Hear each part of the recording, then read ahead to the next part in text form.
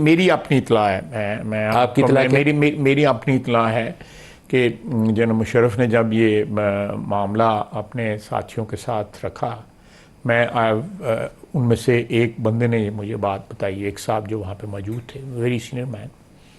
उन्होंने कहा कि most of the leadership at that time establishment की जो थी वो इस हक़ में थी कि मियाँ साहब को, जो अल्लाह मुझे माफ़ करे, मेरा वो लीडर है, तो उसको किस हक में फांसी थी दे- कि सजाए मौत दी जाए? सजाए मौत दी जाए। जनरल मुशर्रफ की जो अक्सरियत थी उनके, जिन्होंने कू किया था, उनका ख्याल है, जो जिन्होंने मुझे बताया उन्होंने कहा ऑलमोस्ट 100% जो थे, अकेला जनरल मुशर्रफ था जिसने कहा था कि ये मुनासिब नहीं है।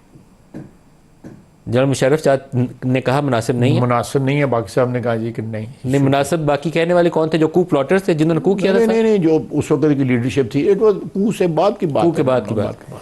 तो उस वक्त जो उन्होंने वो हुकूमत बनाई थी, उनके लोगों का ख्याल ये था कि ठीक है सजाए मौत। मुझे उधर एक साहब बैठे हुए थे जिन्होंने मुझे कहा, मैं आपको प्रोग्राम के बाद उनका नाम भी बता दूंगा। तो फिर तो जनरल मुशर्रफ बाकियों से ज़्यादा जमहूरियत पसंद उनको कहना नहीं, चाहिए। उन्होंने कहा कि बेहतर होगा हमारे लिए, बेहतर होगा हमारे लिए कि इनको हम जाने दें।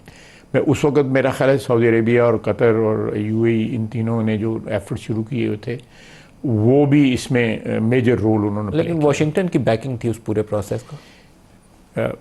मियाँ साहब के खिलाफ। नहीं जी, मियाँ साहब को यहाँ से जी जद्दा पहुँचाया। मैं वो क्लिंटन ने एग्जैक्टली क्या रेज किया जनरल मुशर्रफ? मुझे नहीं पता। आपको पता नहीं? नहीं, मुझे नहीं पता, क्योंकि यहाँ उस वक्त ये काफ़ी चर्चा था कि अमेरिका ने इस पे बात की है कि मियाँ साहब को in accordance with the law, शायद जनरल मुशर्रफ से कहीं सवाल भी हुआ था जिसका उन्होंने आगे से जवाब भी दिया। पुरानी किसी रिकॉर्डिंग का हिस्सा होगा, अगर कोई पुरानी प्रेस कॉन्फ्रेंस मिल जाए।